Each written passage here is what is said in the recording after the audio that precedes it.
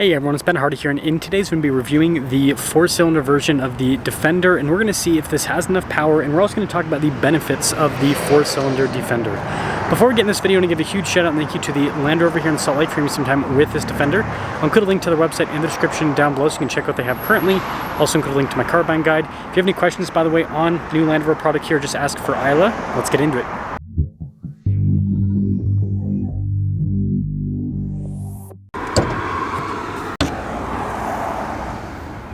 Under the hood, we have a turbocharged 2-liter 4-cylinder that goes through an 8-speed automatic transmission. Power outputs are 296 horsepower and then 295 pound-feet of torque with fuel economy, being 18 around town and then 20 on the highway. Before we move forward with this review, I do want to mention if you want to see more videos just like this, then I recommend you subscribe because I post content every single day. So starting with the hood, you've got the checker plates there on either side, Defender logo front and center, which is all blacked out. Looks really sharp if you ask me. And then popping down below, cool circular headlight design. And then you can see that silver here at the bottom with the trim. And then it's unpainted there at the very bottom. But there's the front end. Now our turn wheel setup is 255 by 60 by 20 in the front and over in the rear. And you can see here with the wheels, you got the larger, chunkier spokes. And one thing to note, with the 4-cylinder, you can fit smaller wheels on this, the smallest of any Defender, because the brake caliper and rotor are smaller than the other models, right? Don't need as much stopping power with a less powerful vehicle. So that is one benefit of this. And then you can see here with the fender flares and the rest of the trim there, you also have this vent piece there on the side, which is really cool. Blacked out mirror cap, and then the roof is also blacked out as well. And that's the cool thing about this one, it's got that nice contrast with the black and white. And this of course leads us to the key fob, where we've got our lock and unlock function. We've got the unlock for the rear swing gate, and that for the lights, and then the Land Rover logo. But before we show you guys the rear, I did quickly want to show this color. This is another 110 with the 4-cylinder. Now this came out I think just over a year ago, but another cool color that you can get on the 110. And this now leads us to the rear. So we've got that big old swing gate, and being a 110, we've got tons of storage space here on the back. 130 if you want even more storage space. That's to raise and lower the air suspension. Another nice feature. But yeah, this is kind of like the middle line practical version of the Defender. That's why it's most popular. You can see here with the squared off tail lights, really cool. And then I like the spare tire carrier. Notice how it's got the cover on it, which gives this kind of like a fancier look. I mean, look at that. But there's the rear. And this of course leads us inside. So really nice trim here on the door panel and down below. And then here are the seats. Pretty cool with all the trim they've done there. Getting in's easy. Kind of just slide across. Gotta step up a little bit, but legroom's good. Got a little storage net. We've got our own vents here in the rear. You can see we also have heated seats, USB ports as well. We've got the Alpine window set up here in the back too. And then lots of headroom. And now this leads us up front. So again, with all the soft touch trim, we've got all of our window controls here, memory seat function as well, blind spot monitoring with the mirrors. And then here's the front seat. Nice trim all down the center. Interested to see the payload with this version. 825, interesting. And then again, really nice trim here on the dash too.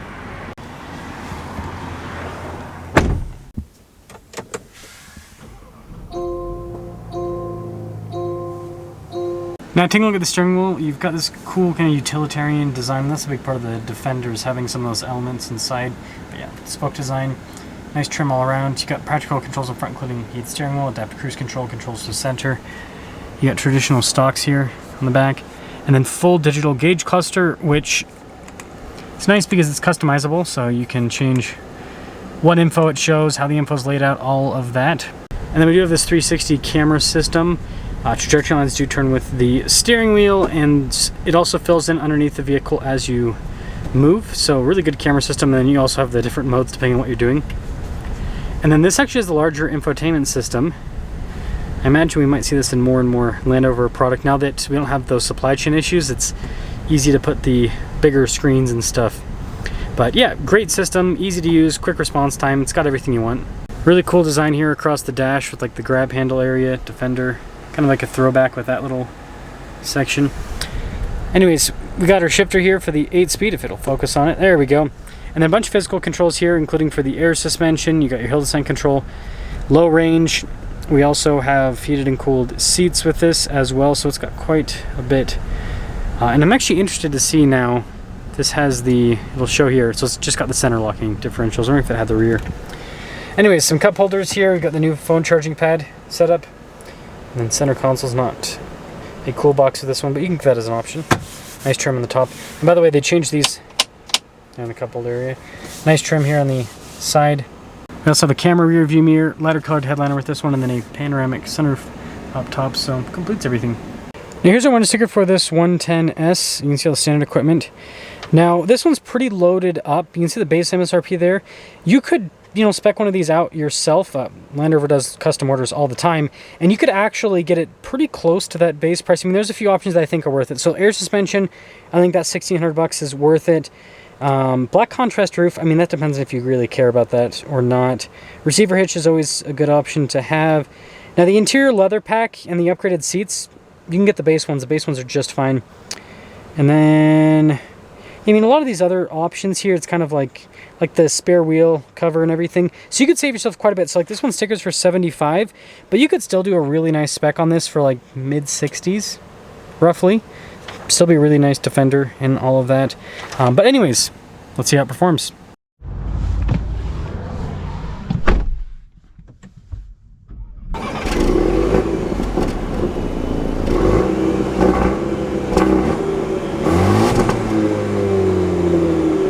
Oh, let us set off in the 4-cylinder 110. By the way, visibility in the Defender is great. Camera rear view mirror also helps out quite a bit with it as well, but we'll see how this performs. So then I'll you know, kind of sum things up with all the benefits of the 4-cylinder, because despite what some people might think, there are in fact some benefits to going small with the engine. So definitely peaky, like a 4-cylinder. So it's, you know, like the inline 6 has quite a bit of low end torque. Now V8 obviously has a ton of power. This, you got to get into it a little bit, but it's still smooth. It's still an inline engine, and inline engines inherently are pretty smooth for the most part. When you have a V8, those can be smooth, but like a V6, for example, those aren't as smooth as inline 6s, is what I've personally noticed. So yeah, inline engines, they're good. And contrary to what you might see in YouTube comments, they don't make V4s. I see that so many times in comments. People are like, oh, I wish it didn't have a V4. And I'm like, what V4? Where? They're all inline or flat 4. Anyways, yeah, it's super smooth. Suspension's comfortable. The air suspension does a nice job. I like these new cup holder things. These are way better than the old like suction cup things. The Defender handles well. Again, it's a unibody. It's heavy. It's a big SUV, but it's unibody. Independent suspension, so it's got great on-road driving characteristics.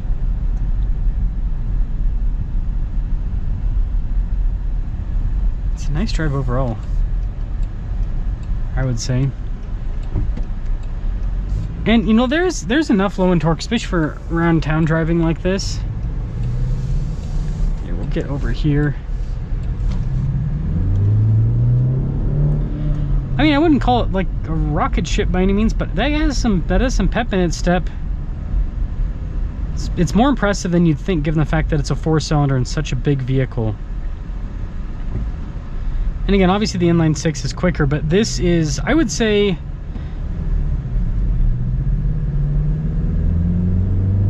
I think it's quick enough for most people.